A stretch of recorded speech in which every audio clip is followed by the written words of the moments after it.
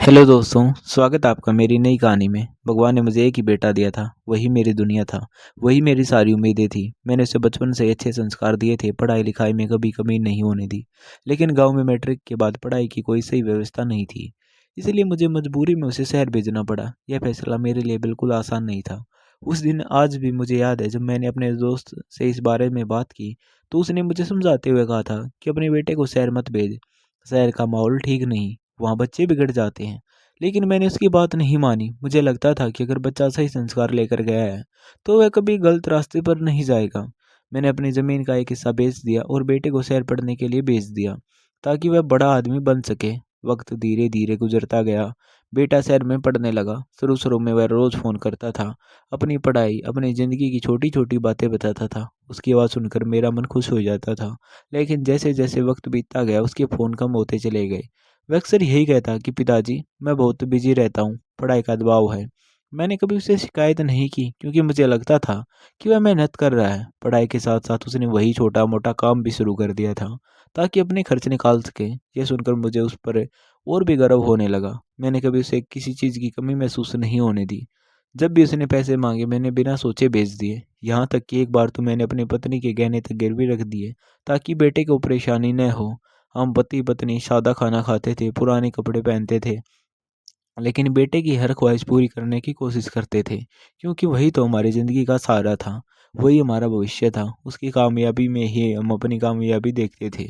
वक्त यूं ही गुजरता गया। पढ़ाई पूरी होने के बाद मैंने उससे कहा कि अब वापस गांव आ जाओ, यहीं रहकर कुछ काम कर लो। लेकिन उसने साफ कह दिया कि वह शहर में ही रहकर बिजनेस करना चाहता है और शादी भी शहर में ही करेगा। उसकी बात सुनकर मुझे गहरा झटका लगा, क्योंकि मैंने बचपन में ही उसकी सगाई अपने रिश्ते में तय कर दी थी। मैंने उसे बहुत समझाने की कोशिश की, लेकिन वह जिद पर अड़ा रहा। आखिरकार मुझे उसकी जिद के आगे झुकना पड़ा। मैंने एक एकड़ ज़मीन बेचकर उसे बिजनेस के लिए पैसे दे दिए। जब मैं उससे मिलने शहर गया तो मुझे लगा था कि इतने सालों बाद वह मुझे देखकर खुश होगा, मुझसे बातें करेगा। लेकिन वहाँ जाकर मुझे महसूस हुआ कि उसे मुझसे ज़्यादा मेरे पैसों की ज़रूरत थी। फिर भी मैंने कुछ नहीं कहा, यह सोचकर कि बच्चा है, वक्त के साथ समझ जाएगा। वक्त आगे बढ़ता गया। एक दिन बेटे का फ़ोन आया। उसने कहा, पिताजी, आपका बेटा अब बड़ा बिजनेसमैन बन गया है, मेरा कारोबार बहुत अच्छा चल रहा है। यह सुनकर मेरी खुशी का ठिकाना नहीं रहा। मैंने भगवान का शुक्रिया अदा किया, पूरे गांव में मिठाई बंटवाई। मेरा दिल उससे मिलने के लिए तड़पने लगा। मैंने उससे कहा कि मैं शहर आकर तुमसे मिलना चाहता हूँ, लेकिन उसने ये कहकर मना कर दिया कि अभी वह बहुत बिजी है और जब फ्री होगा तो खुद गाँव आएगा। यह सुनकर मैं अब खुश हो गया। लेकिन वह गाँव कभी नहीं आया। उसकी माँ और मैं उसका इंतज़ार करते रहे। वक्त गुजरता गया और बेटे से मिले बिना ही कई साल बीत गए। उसकी माँ अक्सर चुपचाप आंगन में बैठकर आसमान की तरफ देखा करती थी, जैसे उसकी आंखें बेटे को रास्ते से आता हुआ ढूंढ रही हो। मैं उसे समझाता था कि बेटा व्यस्त है, आ जाएगा। लेकिन दिल के किसी कोने में मुझे भी लगने लगा था कि शायद अब उसके लिए हमें उतनी ज़रूरी नहीं रही जितना वह कभी हुआ करता था। एक दिन सुबह की सैर से लौटने के बाद मैंने अचानक फैसला किया कि अब और इंतज़ार नहीं करूँगा। मैं बिना बताए शहर जाऊँगा और अपने बेटे से मिलकर आऊँगा। मन में वैसे ही की इच्छा थी कि एक बार उसके साथ बैठकर खाना खा लूँ, दो बातें कर लूँ। यही सोचकर मैंने अपना पुराना सा कुर्ता निकाला, जिसे मैं खास मौक़ों पर ही पहनता था, और चुपचाप घर से निकल पड़ा। रास्ते भर मेरा मन अजीब सी खुशी से भरा हुआ था। मुझे लग रहा था कि मेरा बेटा मुझे देखकर दौड़कर गले लगा लेगा। बस स्टैंड पहुंचकर मैंने शहर जाने वाली बस पकड़ी। शहर पहुंचते पहुंचते शाम होने लगी थी। चारों तरफ ऊंची ऊंची इमारतें, तेज भागती गाड़ियां और लोगों की भीड़ देखकर मुझे अजीब सा लग रहा था, जैसे यहाँ हर इंसान वक्त से आगे निकलने की दौड़ में लगा हो। मैंने बेटे के घर का पता पहले से याद कर रखा था, इसलिए सीधे वहीं पहुंच गया। जब मैं उसके घर के सामने पहुंचा तो मैं हैरान रह गया। इतना बड़ा आलीशान मकान मैंने कभी सपने में भी नहीं देखा था। गेट पर चौकीदार खड़ा था। मैंने उसे बताया कि मैं इस घर के मालिक का पिता हूँ।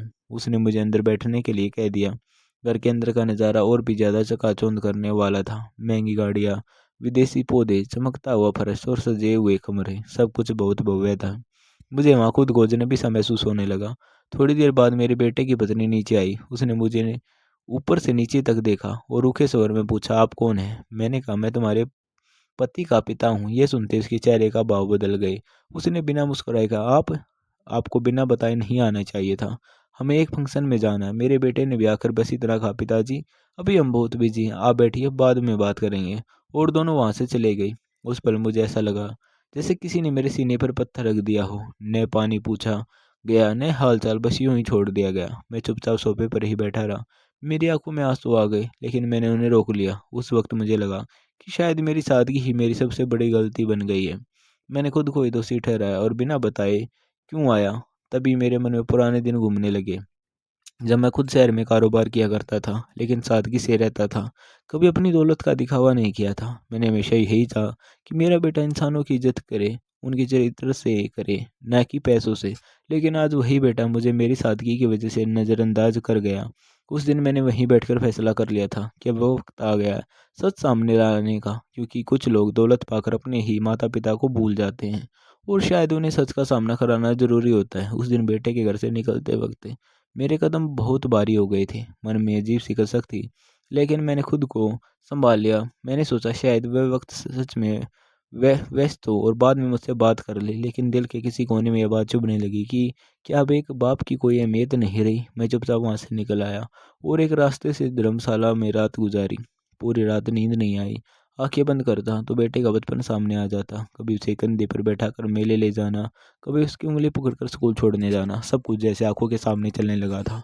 सुबह उठकर मैंने अखबार खोला तो पहले ही पन्ने पर एक बड़ी खबर छपी थी। शहर के नामी उद्योगपति की एक बड़ी बैठक आज शाम एक 5 स्टार होटल में होने वाली है और उस बैठक में एक खास मेहमान आने वाला था, जिसके बारे में किसी को ज़्यादा जानकारी नहीं दी गई थी। यह वही बैठक थी जिसमें मेरे बेटे को भी आमंत्रित किया गया, क्योंकि उसका कारोबार अब काफ़ी फैल चुका था। मैं अखबार पढ़कर कुछ देर तक सोचता रहा। पहले तो मेरा वहाँ जाने का कोई इरादा नहीं था, लेकिन बेटे और बहू के व्यवहार ने मुझे अंदर तक तोड़ दिया था। मैंने तय कर लिया कि आज मैं उस बैठक में जाऊँगा और वहीं सच सामने लाऊँगा, जो मैंने सालों से छुपा रखा था। मैं धर्मशाला से निकला और सीधे होटल की तरफ गया। रास्ते में मैंने अपनी पहचान साबित करने के लिए ज़रूर इंतज़ाम किए। जब मैं होटल पहुंचा तो वहां गाड़ियों की लंबी कतार लगी थी। बड़े बड़े कारोबारी अपने रुतबे के साथ अंदर जा रहे थे। मैं भी शांत मन से अंदर दाखिल हुआ। जैसे ही कार्यक्रम शुरू हुआ, हॉल की लाइट्स धीमी कर दी गई।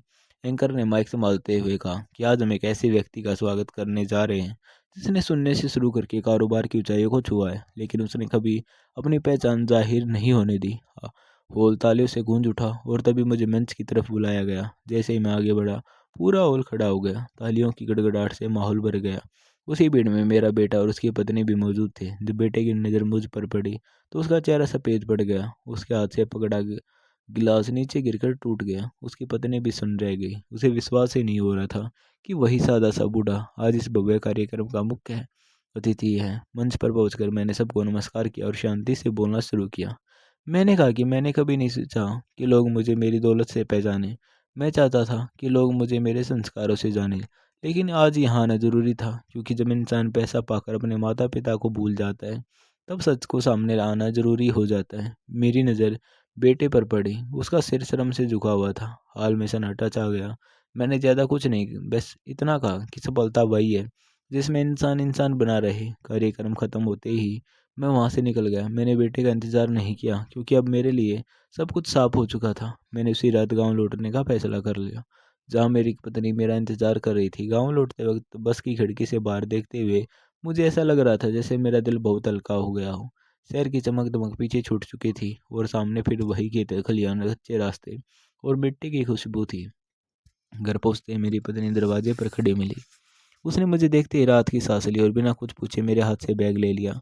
उसकी आंखों में सवाल थे, लेकिन उसने कुछ नहीं कहा। मैं समझ गया कि उसका भरोसा आज भी मुझ पर वैसा ही है जैसे सालों पहले था। रात को मैंने उसे बस इतना बताया कि अब सच सबके सामने आ चुका है, लेकिन बेटे के व्यवहार की बात मैंने उससे छुपा ली, क्योंकि मैं नहीं चाहता था कि माँ का दिल टूटे। उसने चुपचाप मेरी बात सुनी और हमेशा की तरह भगवान का नाम लेकर रसोई में चली गई। अगले दिन गांव में धीरे धीरे खबर फैल गई कि शहर की बड़ी बैठक का मुख्य अतिथि कोई और नहीं बल्कि वही सादा सा रामदीन है। लोग हैरान थे, लेकिन मेरे लिए ये सब बेमानी था। मैं फिर उसी दिनचर्या में लौट आया। सुबह पूजा, शाम को आंगन में बैठना, जैसे कुछ बदला ही न हो। उधर शहर में मेरा बेटा पूरी तरह टूट चुका था। जिस पिता को वह गरीब और साधारण समझता रहा, वही आज उसे कहीं बड़ा निकला था। उसे अपने किए पर शर्म आ रही थी और उसकी पत्नी भी समझ चुकी थी कि उसने जिन पैमानों से रिश्ते को तोला था वे कितने खोखले थे। 2 दिन बाद दोपहर के समय गांव के बाहर एक चमचमाती गाड़ी आकर रुकी। गांव के बच्चे उसे देखने दौड़े। मैं आंगन में बैठा था जब मैंने गाड़ी से उतरते हुए बेटे को देखा। उसके साथ उसकी पत्नी भी थी। दोनों के चेहरे उतरे हुए थे। वे चुपचाप घर के अंदर आए। बेटे ने मेरे सामने सिर झुका लिया और बोला, पिताजी, हमसे बहुत बड़ी गलती हो गई, हमें माफ़ कर दीजिए। उसकी पत्नी की आंखों में भी आंसू थे। उसने भी हाथ जोड़ लिए। मैं उन्हें देखता रहा। मेरे मन में कोई गुस्सा नहीं था, लेकिन भरोसा टूट चुका था। मैंने उन्हें बैठने के लिए नहीं कहा और न ही उठने को कहा। मैं बस अपने कमरे में जाकर बैठ गया। दोनों काफ़ी देर तक बाहर बैठे रहे, माफ़ी मांगते रहे, लेकिन मेरे दिल में एक फैसला धीरे धीरे मजबूत होता जा रहा था। मैं अपने कमरे में बैठा रहा। बाहर से बेटे और बहू की धीमी आवाज़ें आ रही थी, कभी रोने की, कभी हाथ जोड़कर माफ़ी मांगने की। लेकिन उस वक्त मेरे मन में अजीब सी शांति थी, जैसे वर्षों से जो बोझ दिल पर था वो उतर चुका हो। मुझे एहसास हो गया था कि कुछ गलतियां ऐसी होती जिन्हें सिर्फ माफ़ी से नहीं मिटाया जा सकता। भरोसा अगर एक बार टूट जाए तो उसे पहले जैसा बनाना आसान नहीं होता। थोड़ी देर बाद मैं बाहर निकला। दोनों भी वहीं बैठे थे। बेटे ने मेरी तरफ देखकर उम्मीद भरी नज़रों से कहा, पिताजी, हम सच में शर्मिंदा हैं, हमें एक मौका और दे दीजिए। उसकी पत्नी भी सिर झुकाई खड़ी थी। मैंने गहरी सांस ली और शांत स्वर में कहा, मैंने तुम्हें जीवन में सब कुछ दिया, मेहनत से कमाया हुआ पैसा, इज्जत, संस्कार, लेकिन तुमने मुझे मेरी सादगी की वजह से छोटा समझा। तुमने यह नहीं सोचा कि जिस आदमी ने तुम्हें यहाँ तक पहुँचाया उसकी भी कोई भावना हो सकती है। मैंने कहा कि मेरा मकसद तुम्हें अपमानित करना नहीं था, लेकिन सच सामने आना जरूरी था ताकि तुम्हें समझ आए कि रिश्ते दौलत से बड़े होते हैं। बेटे की आंखों से आंसू बहने लगे, लेकिन अब बहुत देर हो चुकी थी। मैंने साफ शब्दों में कह दिया कि मैं अपनी सारी संपत्ति किसी ट्रस्ट के नाम करने वाला हूँ, ताकि वे उन बच्चों की पढ़ाई और भलाई में लगे जो सच में मेहनत करना चाहते हैं। मैंने कहा कि मैं और तुम्हारी माँ अपना जीवन सादगी से ही पूरा करेंगे और हमें किसी चीज़ की कमी नहीं है। बेटे ने कुछ कहना चाहा, लेकिन उसके शब्द ने वहीं रुक गए। मैं जानता था कि यह फैसला उसके लिए बहुत बड़ा झटका है, लेकिन यह ज़रूरी था ताकि वह जीवन का असली अर्थ समझ सके। कुछ देर बाद वे दोनों चुपचाप उठे और बिना कुछ कहे वापस चले गए। गाड़ी के जाने के बाद सुनकर मेरी पत्नी बाहर आई। उसने मेरी तरफ देखा और बस इतना कहा, जो आपने किया वैसा ही होगा, भगवान सब देख रहा है। मैंने उसके शब्दों में सुकून पाया। उस दिन पहली बार मुझे लगा कि मैंने ज़िंदगी में सही मायने में कोई बड़ा फैसला लिया है। वक्त बीतता गया। गांव में मेरी ज़िंदगी फिर से उसी सादगी में लौट आई। सुबह पूजा, शाम को खेतों की हवा और रात को चैन की नींद। कुछ महीनों बाद खबर मिली कि मेरा बेटा पहले से ही ज़्यादा ज़मीन से जुड़कर काम कर रहा है, लोगों से विनम्रता से पेश आता है। शायद उसे अपनी गलती समझ आ चुकी थी, लेकिन मैंने कभी पीछे मुड़कर नहीं देखा, क्योंकि मेरा कर्तव्य था रास्ता दिखाना, चलना उसे खुद था।